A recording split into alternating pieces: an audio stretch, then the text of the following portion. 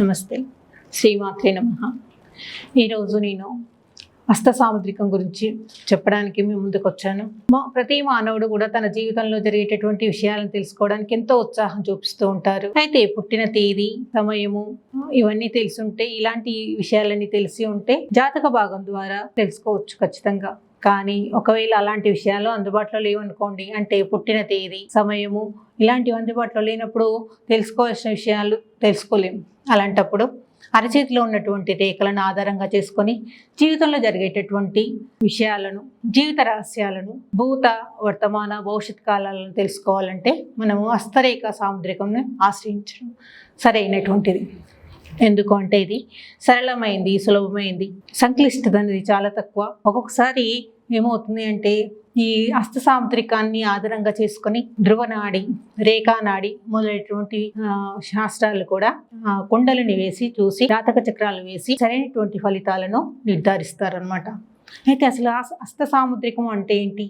అసలు సాముద్రికము అంటే ఏంటి? సాముద్రికము మొదటిసారిగా సముద్రుడి చేత చెప్పబడడం వల్ల సాముద్రికం అని పేరు వచ్చింది. అంతేకాకుండా చేతిలో ఉన్నటువంటి ముద్రలను ఆధారంగా చేసుకొని జరిగేటటువంటి విషయాలను మనము తెలుసుకుంటున్నాం కాబట్టి సాముద్రికం అని పేరు వచ్చింది. అంతేకాకుండా మరొక వివరణ కూడా మనకు ఉంది. అదేంటి అంటే సాముద్రికము అంటే సంతోషకరమైన శాస్త్రము కాబట్టి సాముద్రికము, సంతోషకరమైనటువంటి విషయము కాబట్టి సాముద్రికము.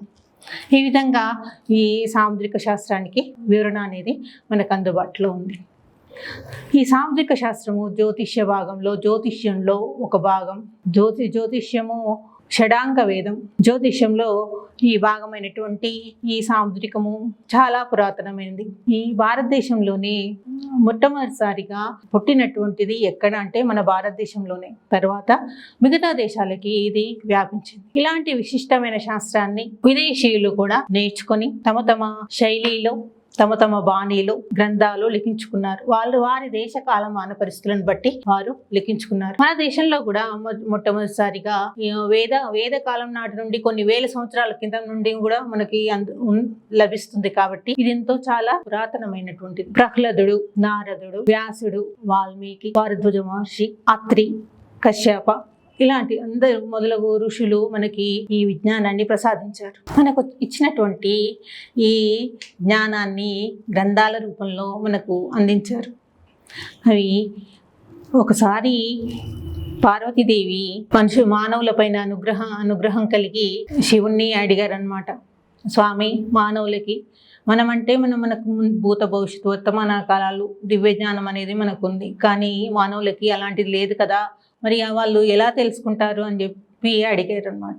అప్పుడు శివుడు మందహాసంతో ఈ సాముద్రికం గురించి పార్వతీమాతకి వివరించారు. దాన్ని మనం ఏమంటామంటే హరగౌరి సాముద్రికం అని చెప్తున్నాం. ఇలాంటివి రమల సాముద్రికము, ప్రహ్లాద సాముద్రికము, ఇంకా సాముద్రిక సంహిత, ఇలాంటి ఎన్నో అనేకమైనటువంటి గ్రంథాల రూపంలో మనకి సాముద్రికము లభిస్తుంది. అయితే కొన్ని కారణాల వల్ల అది సామాన్య జనానికి అందుబాటులో రాలేదు. కారణం ఏంటి అంటే ఈ పురాతన కాలం నుండి ఉండడం వల్ల ఈ గ్రంథాలన్నీ కూడా సంస్కృత భాషలో లిఖించబడి ఉన్నాయి. ఈ సంస్కృతం సామాన్యుడికి అర్థం కాకపోవడం వల్ల కూడా ఇది అంతగా ప్రచారంలోకి రాలేదు. తర్వాత వచ్చినటువంటి ఇది ఏ విధంగా అయితే మరో విధంగా పుత్ర వారసత్వంగా గాని, గురు శిష్య పరంపర గాని, ఈ విధంగా మౌఖిక రూపంలో ఒక తరం నుండి మరొక తరానికి అందజేయబడింది. మరి మిగతా గ్రంథాలు ఎన్నో గ్రంథాలు ఉన్నాయనుకున్నాం కదా, అవి కొన్ని అసాంఘిక శక్తులు కాల్చి వేయడం వల్ల ఆ గ్రంథాలను మనం కోల్పోయాం. దానివల్ల కూడా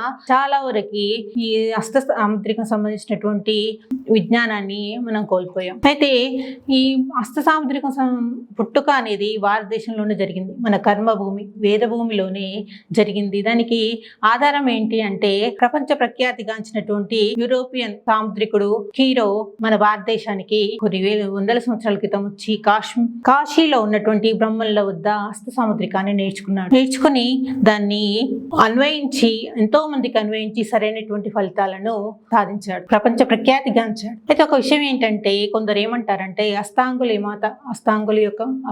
మంత్రాన్ని తను ఉపాసించేవాడు లేదా స్మరించేవాడు కాబట్టి సరైనటువంటి ఫలితాలను సాధించాడు అని చెప్పి. అయితే అయినప్పటికీ కూడా హీరో గారు కూడా హస్త సాముద్రికం అనేది చాలా ప్రాచీనమైనటువంటిది, భారతదేశంలోనే జనించింది అని చెప్పి ఒప్పుకున్నారు. ఇతర విదేశీయులు అయినటువంటి కొంతమంది యూరోపియన్స్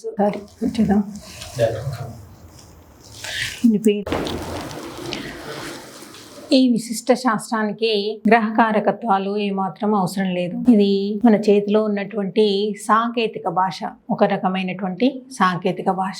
దీన్ని మన భాషలోకి డికోడ్ చేసుకొని మన జీవితంలో జరిగేటటువంటి విషయాలను తెలుసుకోవచ్చు. అంటే మన ఒక బ్లూ ప్రింట్ అనమాట, మన జీవితానికి సంబంధించినటువంటి ఒక బ్లూ ప్రింట్ మన చేతులలోనే ఉంచుకొని మనం తిరుగుతున్నాము. అయితే మరి హస్త సాముద్రికం ద్వారా ఏమేమి తెలుసుకోవచ్చు, ఏంటి లాభాలు, ఎలాంటి జాతక భాగంలో చూసినట్లయితే పుట్టిన తేదీ కరెక్ట్గా ఉన్నట్లయితే, సమయం కరెక్ట్గా ఉన్నట్లయితే ఫలితాలు కూడా కరెక్ట్గా ఉంటాయి. కానీ అందులో ఏదైనా చిన్న తప్పిదం జరిగినా ఫలితాలు కూడా తప్పుగా వస్తాయి. కానీ హస్తరేఖ సాముద్రికంలో అరచేతిలో ఉన్నటువంటి రేఖలను చూసి మనము ఫలితాలను కరెక్ట్గా చెప్పొచ్చు, సరళంగా చెప్పొచ్చు, సులభంగా చెప్పొచ్చు. ఇంకా చెప్పాలంటే విషయాలను ఇంకా ఖచ్చితంగా చెప్పొచ్చు. జీవితంలో జరగబోయేటటువంటి విషయాలను ఖచ్చితంగా చెప్పొచ్చు. ఈ విధంగా ఎలా వివాహము, సంతానము, ఉద్యోగము ఇలాంటి విషయాలు, వాహన ప్రాప్తి, సుఖము, దుఃఖము, లాభము, నష్టము, కష్టము, సుఖము